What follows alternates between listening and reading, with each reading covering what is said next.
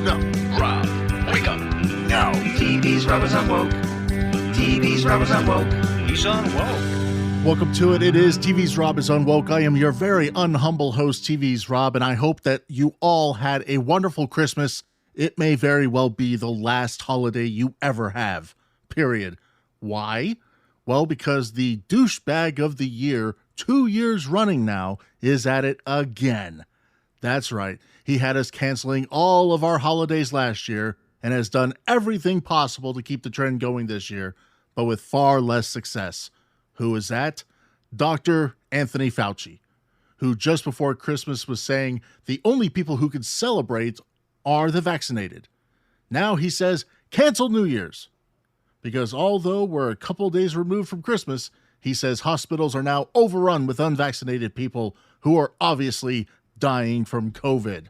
I do wonder, we are approaching New Year's Eve at the end of this week. A lot of people have got events and gatherings planned. And I know you said it's okay to be with friends and family if you're vaccinated and boosted. But what is your advice to people about larger settings for New Year's parties? Caitlin, I would stay away from that. I mean, I have been telling people consistently that if you're vaccinated and boosted and you have a family setting in the home with family and relatives, but when you're talking about a New Year's Eve party, we have 30, 40, 50 people celebrating. You do not know the status of their vaccination. I would recommend strongly stay away from that this year. There will be other years to do that, but not this year.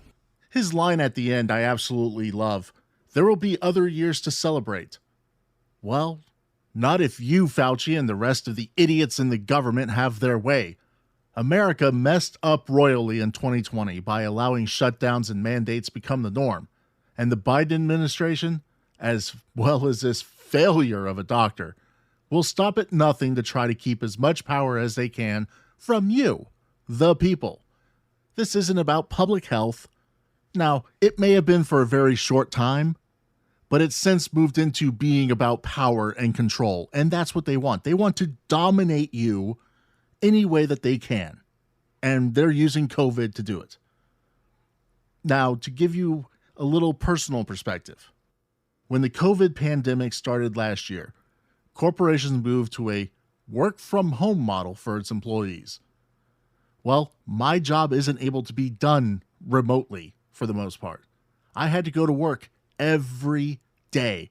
I had to be out in the world on a daily basis throughout this entire pandemic. For the most part, I have ignored all of the mask mandates and requirements. I have had coworkers and members of their family come down with COVID that I was in close contact with. And yet somehow I didn't miss a single day of work because of an illness. I still haven't missed a single day of work because of illness.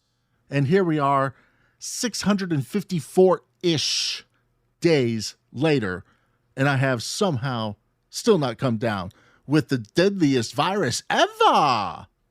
Think about that. 654-ish days of 14 days to flatten the curve. So, are we really going to listen to Dr. Anthony Fauci? If your answer is something other than no, you are listening to the wrong podcast, and you should probably GTFO right now. But that's not all the COVID talk. Oh, no. We have more COVID talk. And just to stop down for a minute, oh my goodness.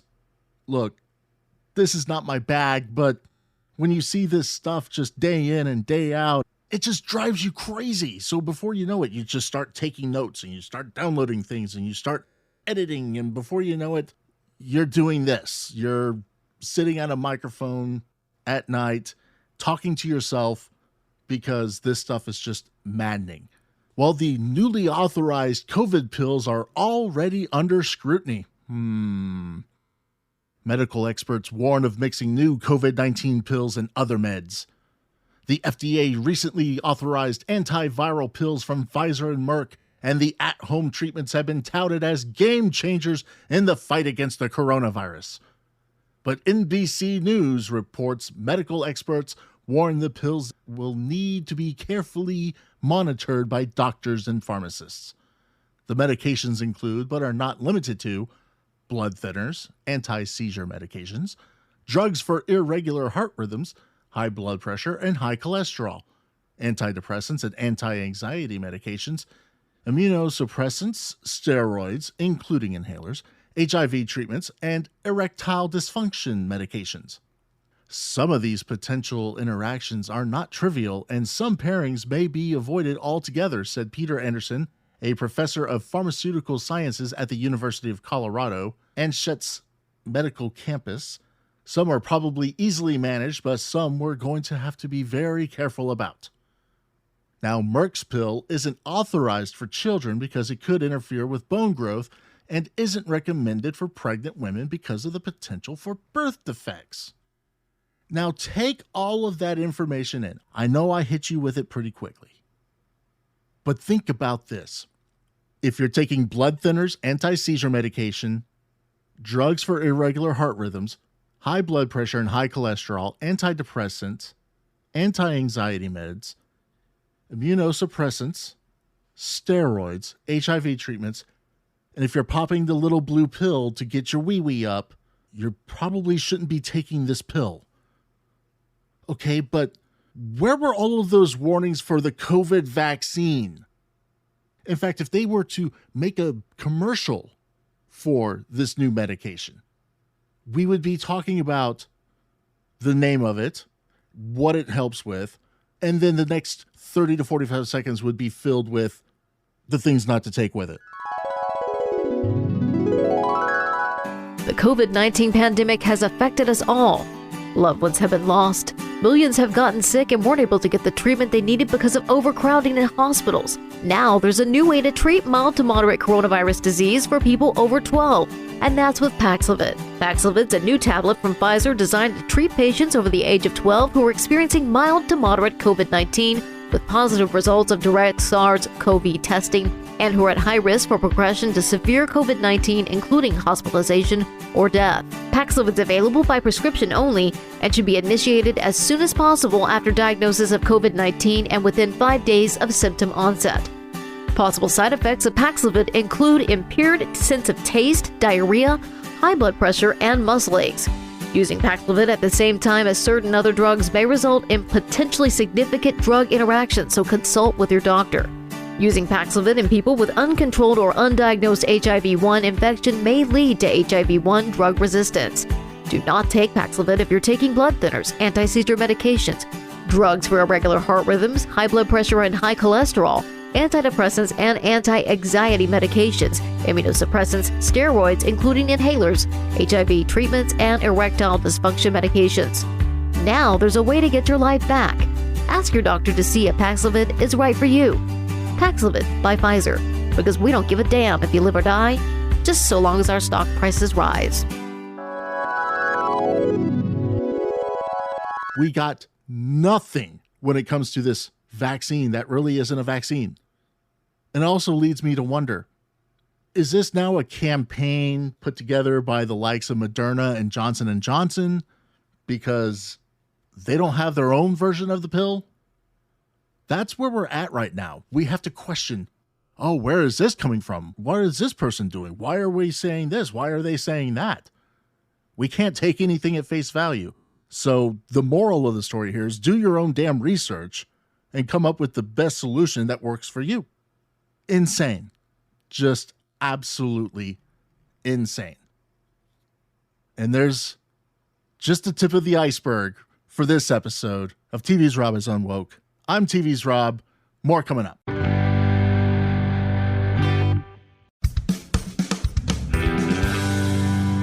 Alrighty, welcome back to it. It is TV's Rob is Unwoke. I am TV's Rob, and long and short of everything I was just talking about in the previous segment, Dr. Fauci needs to know his role and shut his mouth.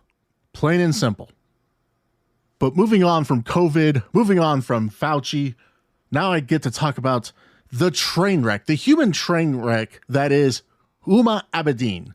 You know her. You might remember her. She was Hillary Clinton's campaign lackey for all those years. And she was also the woman who married that Weiner guy. And by that Weiner guy, I mean Anthony Weiner, the disgraced congressman. Well, she is out there in the press. She is letting people know just how hard her life has been since the fall from grace of Weiner. Of course, I mean, life has been hard for her since, Hillary Clinton didn't win in 2016 and didn't run in 2020. I mean, what is she doing with herself? Well, apparently she wrote a book and now she is out peddling it. And of course, she goes to CNN and talks about her struggle and said that the final straw for her marriage came when the New York Post published a photo on its front page of her husband, disgraced Congressman Anthony Weiner, sexting while laying in bed with their young son.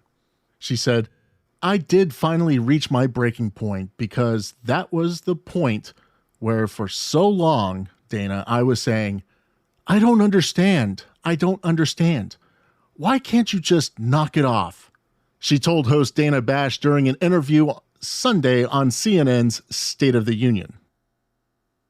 And this was my final straw, Abedin said. Abedin, who was working on Clinton's presidential run at the time, also acknowledged that the incident prompted the Administration for Children's Services to launch an investigation into whether she was a fit parent for leaving her then 3-year-old son, Jordan, with the Weiner man. Here's a clip from that interview. Child Services got involved, and you were the subject of a Child Services investigation, both of you. I can't even imagine what that was like. You were questioned about whether you were a fit parent for leaving him, your son, with your husband.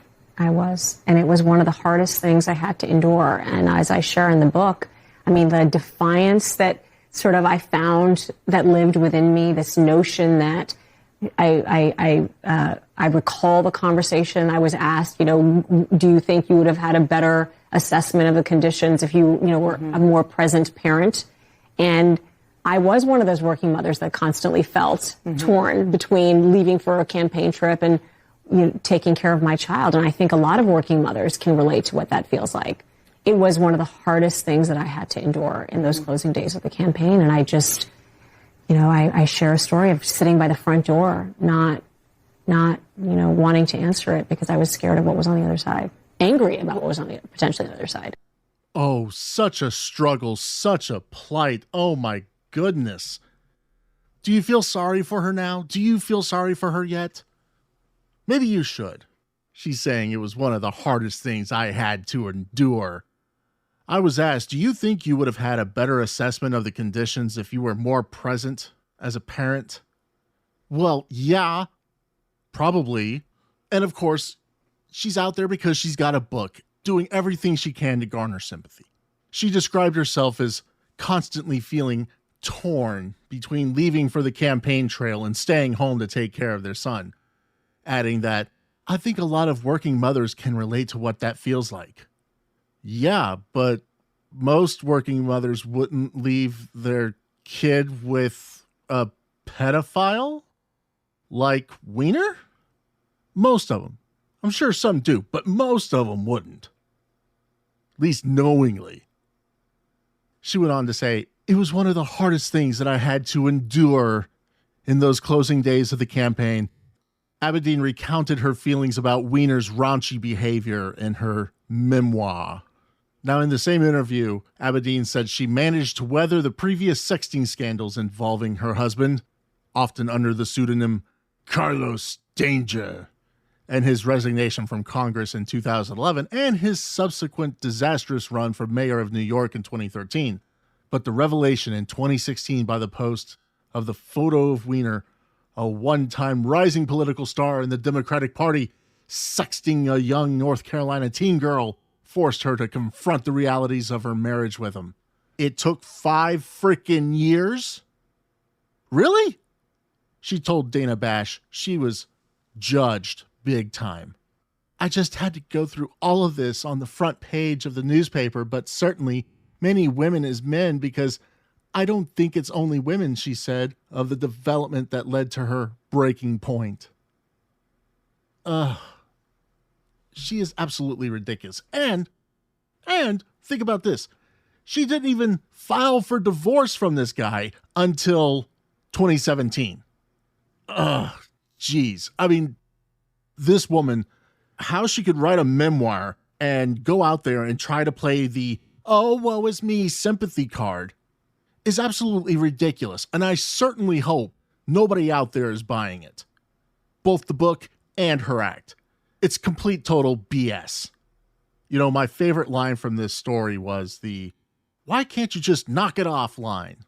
It's funny how the truth seems to just come out in the most innocuous ways. She obviously knew what her husband was up to, what he was into, and yet she did absolutely nothing about it, and even let their toddler be around him. Like Weiner, she should be a registered sex offender as well, as she went along with what her Weiner was doing the entire time. A wife knows. Trust me, a wife knows. You get absolutely zero sympathy here, Huma. You obviously thought the entire time that being among the elites made you invincible to the commoner system of law and order. You know, the law and order system for us unwashed masses. Obviously, you and Weiner were not high enough on the list to avoid consequences. In my opinion, children's services, yeah, they should have come and they should have taken that child away. Plain and simple. But they probably feared being added to that mile-long Clinton death list. Just a hunch. There's a lot more to come, but first I want to talk about protein bars for a moment. We've all seen them and most likely have tried a few in our goals of eating healthier and losing weight. But what's the biggest problem with all of them? Well, basically, they all taste like crap. They're hard to chew, taste awful, and don't provide any type of satisfaction. I'm happy to say that there is one protein bar out there that isn't anything like the others, and that is Built Bar. Built Bar is healthier than your favorite protein bar, if you have one. Bars are low calorie, low sugar, high protein, high fiber, great for keto diet, lose or maintain weight while indulging in a delicious treat that tastes like a candy bar. Each bar contains only 110 to 160 calories, 16 to 20 grams of protein, and 3 to 5 net carbs. Enjoy the healthiest thing that you'll do today. When you eat a Built Bar, you feel better about yourself because healthy has never been this delicious. Built Bar is better tasting than your favorite candy bar. Candy bars have not evolved in over 100 years. Now they have with Built Bar.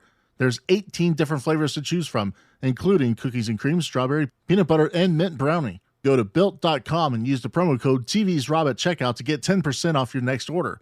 Use promo code TVsRob for 10% off at Built.com.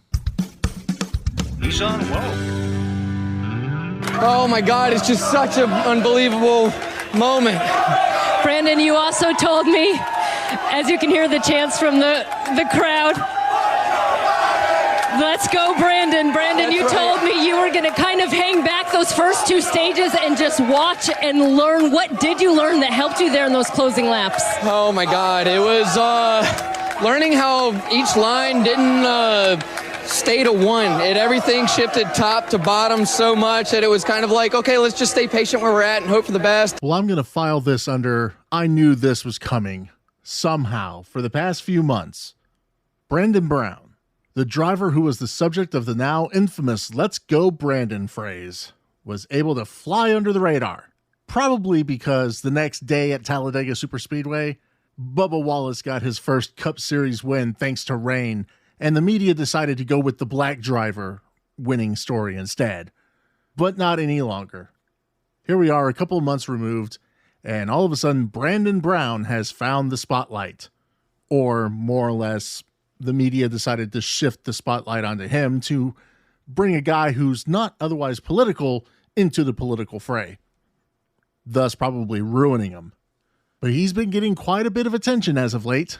An op-ed in Newsweek written by Brown basically made the case that he is being silenced after his big triumph because of sponsors. The New York Times also caught up with Brandon, and we all know how that paper is just filled with proper journalism and ethics. Every employee there, just top notch, right? The title of their story was "Brandon Just Wants to Drive His Race Car." Now he's saying that he has had a hard time finding corporate sponsors following the chant going viral. It got extremely difficult for us.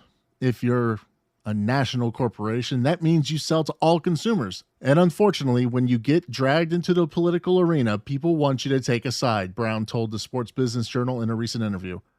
It's hard for a brand to want to attach to somebody who might be kind of divisive in their consumer base.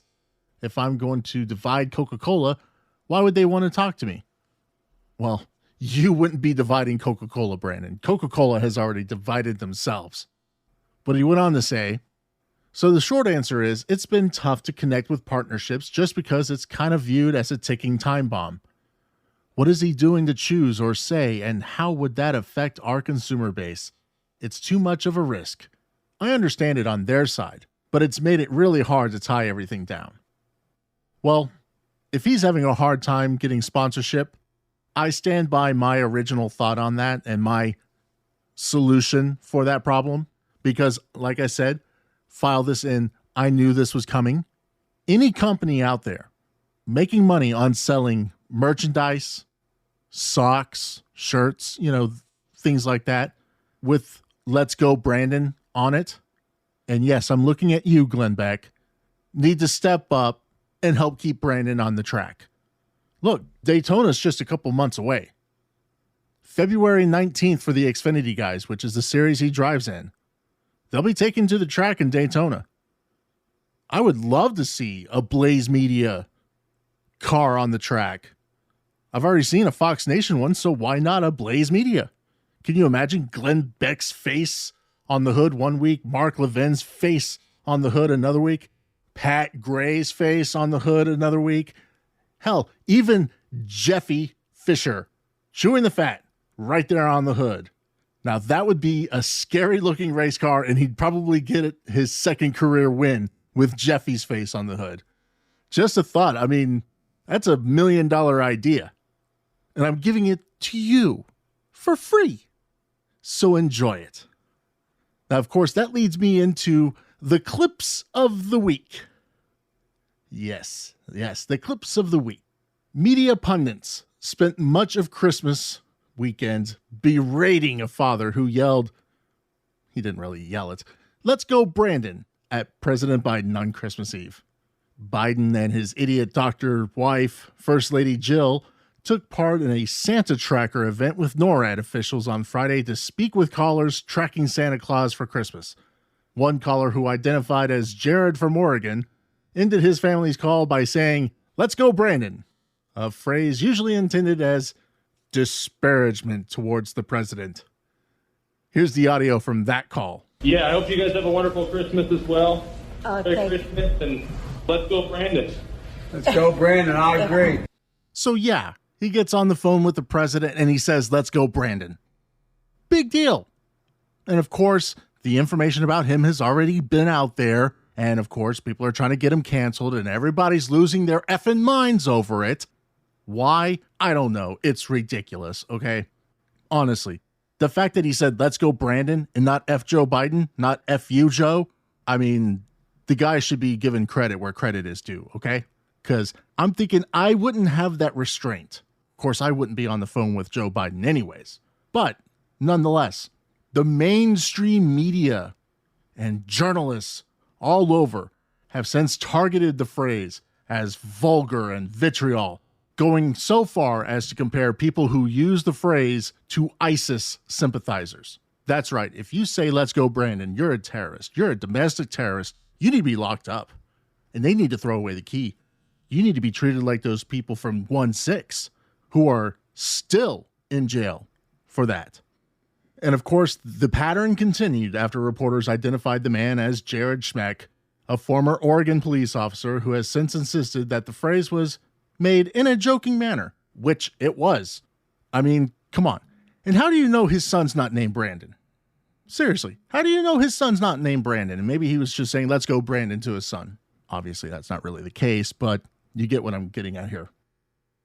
Some outlets, however, appeared to disagree, with titles like NBC's "Parent Uses Right-Wing Slur During Biden Call with NORAD Santa Tracker," and ABC's Father uses vulgar insult during holiday call with President Joe Biden.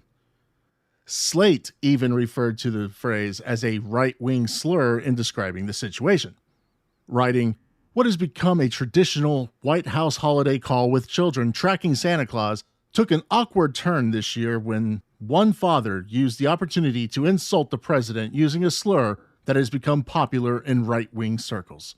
CNN White House correspondent Jeremy Diamond tweeted, "If you think it's appropriate to tell someone, anyone really, to go F themselves after they gave your kids the time of day on Christmas Eve, it says a lot more about your personal character than anything else. That is all."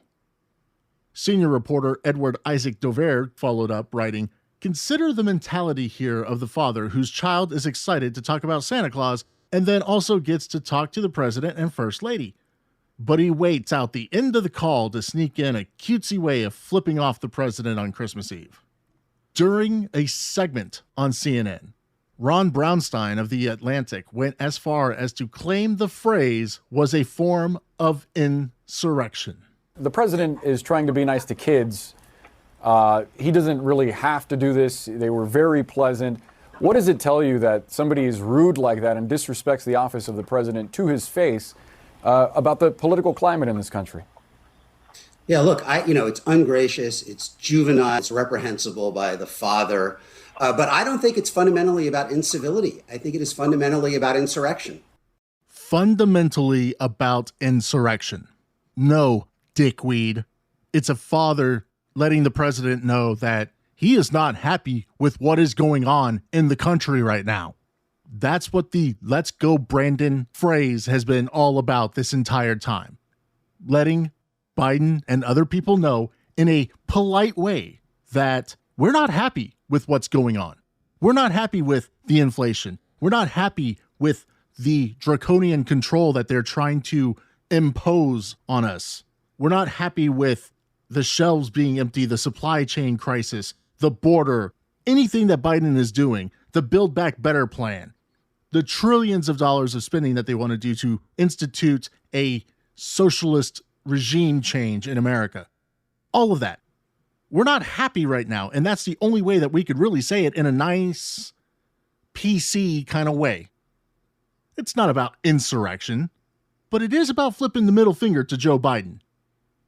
And look, I have run talk shows on radio for many years. And I've had to serve as the call screener, the guy who picks up the phone whenever you call. Guess what?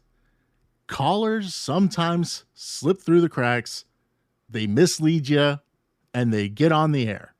But we have technology that allows us on the radio show side get the last word, get the last laugh, because we could always dump it. We can always cut you off and make sure that whatever you said that we don't like never gets heard.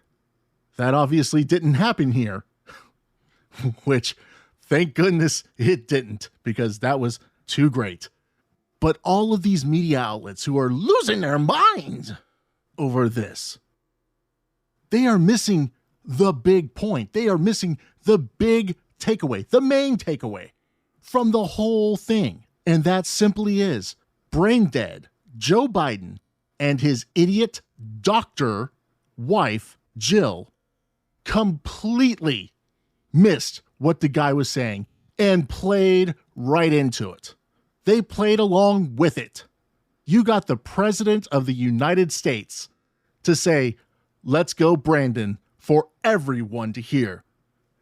This guy, this father from Oregon, Mr. Jared Schmeck, you, sir, are a national hero. Well, that is going to do it for this episode of TV's Rob is Unwoke. I truly appreciate you coming along and listening to the show. I hope you have enjoyed it. Before I go, I would like to pass along my condolences to the family of John Madden, who we lost unexpectedly this week. I'm going to dive a little deeper into Madden in the next episode because he is a man who has lived such an interesting life.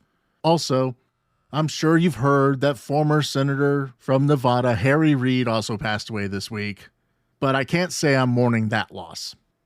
Usually, deaths of well-known people happen in threes.